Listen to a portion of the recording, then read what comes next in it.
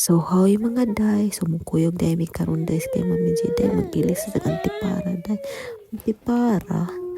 So mao ni day ang kuan ilahang store diri din ni among gipili kay kani si Titan Eye Plus.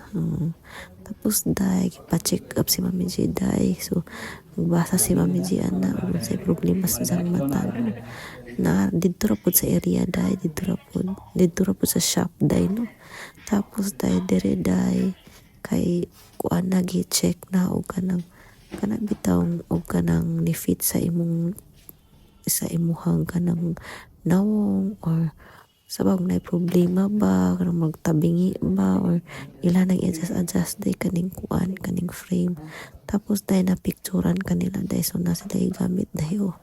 Ambot ingani ba pud sa Pilipinas day tapos wa pa na mahuman day na apa day na tanawan imong mata ba ambot sana day oy.